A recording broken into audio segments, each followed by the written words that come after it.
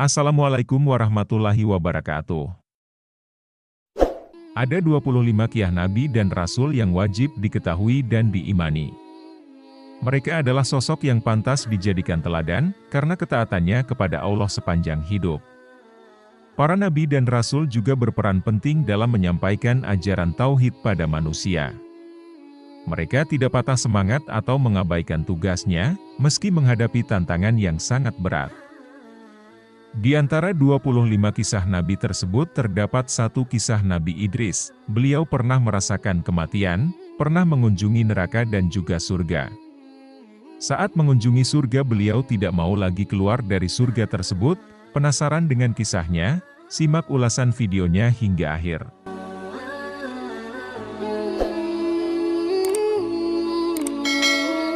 Sahabat beriman, Nabi Idris merupakan nabi utusan Allah yang dikenal sangat dimuliakan karena memiliki ilmu. Beliau dianugerahi banyak kepandaian oleh Allah. Nabi Idris pandai karena sangat gemar dalam belajar sejak kecil. Pemberian nama Idris dipakai karena banyak mempelajari kitab-kitab dan mushaf Nabi Adam dan Syeds.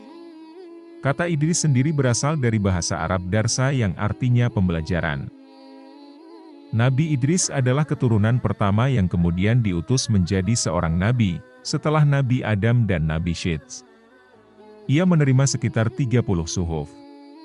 Allah menurunkan 30 lembaran kitab suci ke Nabi Idris, yang isinya berupa pedoman dan ajaran untuk disampaikan kepada kaumnya. Kaum Nabi Idris merupakan kaum Bani Qabil. Kaum tersebut merupakan keturunan Qabil yang tak menyembah Allah, karena mereka menyembah api. Pada saat itu, Nabi Idris sangatlah gigih dalam memperjuangkan agama Allah. Beliau selalu berdakwah kepada kaumnya dengan kesabaran. Dalam perjalanan dakwahnya, Nabi Idris senantiasa mengalami berbagai rintangan. Beliau sering mendapatkan celaan dan ejekan, namun kesabarannya itu senantiasa membuatnya selalu dalam rahmat Allah. Seperti nabi-nabi lainnya, Nabi Idris juga menghadapi penolakan dan tantangan dari sebagian umatnya. Meskipun beliau dikenal sebagai seorang yang sangat bijaksana dan berilmu, tidak semua orang menerima ajakannya. Dengan kondisi seperti itu, akhirnya beliau pergi ke Mesir. Tujuannya adalah pindah ke penduduk yang lebih banyak dan daerah yang mau menerima ajakan untuk menyembah Allah. Di Mesir, Nabi Idris dikenal karena perannya dalam menyebarkan ilmu pengetahuan dan hikmah. Beliau mengajarkan masyarakat setempat tentang berbagai disiplin ilmu, termasuk astronomi, matematika, dan seni menulis. Pengajaran beliau membantu memajukan peradaban Mesir pada masa itu. Berbeda dengan kaumnya yang sebelumnya menolak ajakan dakwah, masyarakat Mesir lebih terbuka terhadap ajaran-ajaran Nabi Idris. Mereka menerima ilmu dan kebijaksanaan yang beliau ajarkan, yang berkontribusi pada kemajuan dan perkembangan peradaban Mesir. Dakwah Nabi Idris memberikan dampak yang signifikan meskipun tidak semua orang menerimanya. Ilmu pengetahuan dan hikmah yang beliau ajarkan tetap menyebar dan mempengaruhi perkembangan peradaban manusia. Nabi Idris merupakan nabi yang sangat taat kepada Allah dan memiliki pengetahuan yang luas. Dengan ketaatannya beribadah kepada Allah, sehingga malaikat maut berkeinginan untuk menemui Nabi Idris agar lebih mengenal dirinya. Malaikat maut lantas meminta izin kepada Allah untuk turun ke bumi. Secara diam-diam malaikat maut menyamar menjadi laki-laki yang tampan dan bertamu ke rumah Nabi Idris. Nabi Idris pun mempersilahkan tamunya yang mengetuk pintu rumahnya untuk masuk ke dalam rumah. Sesampainya di dalam rumah, malaikat Israel mengungkapkan kepada Nabi Idris bahwa dirinya ingin mengenal lebih dekat. Nabi Idris lantas mengajak malaikat Israel untuk menginap di rumahnya. Kegiatan di dalam rumah tidak banyak dihabiskan untuk berbincang, melainkan dihabiskan untuk terus beribadah kepada Allah. Malaikat Israel pun diajak untuk makan oleh Nabi Idris yang kemudian dia tolak dengan alasan dirinya ingin melanjutkan untuk beribadah kepada Allah.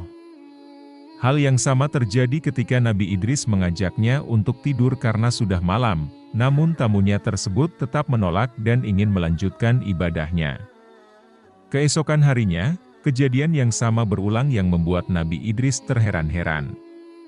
Lantas Nabi Idris pun bertanya-tanya tentang siapa sebenarnya tamunya itu. Dengan hati-hati, beliau pun menanyakan hal itu. "Saya adalah malaikat maut," kata sang tamu. Nabi Idris pun sangat kaget mendengar pernyataan malaikat Israel. Ia mengira malaikat itu datang untuk mencabut nyawanya, namun dibantah oleh malaikat Israel karena tujuannya datang adalah untuk mengenal Nabi Idris lebih jauh.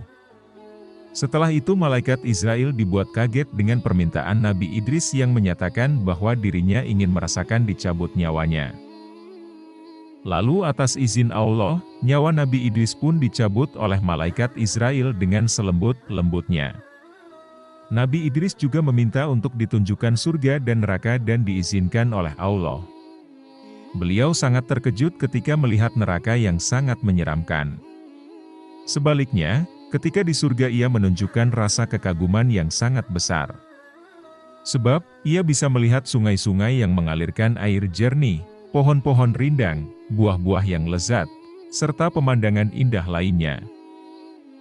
Berkali-kali dirinya mengucapkan, "Subhanallah, Subhanallah, Subhanallah," dan juga menunjukkan rasa syukurnya terhadap apa yang dirasakannya dan dilihatnya sambil terus berucap, "Alhamdulillah, Alhamdulillah."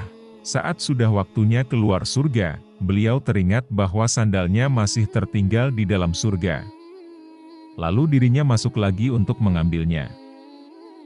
Setelah beberapa waktu, Nabi Idris tak kunjung kembali menemui Israel.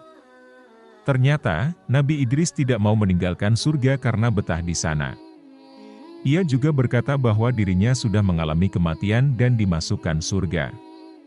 Israel yang merasa kebingungan lantas melaporkan kejadian itu kepada Allah. Akhirnya, Nabi Idris mendapat izin dari Allah untuk tetap tinggal di surga. Demikianlah kisah Nabi Idris, seorang nabi yang penuh hikmah dan keteladanan.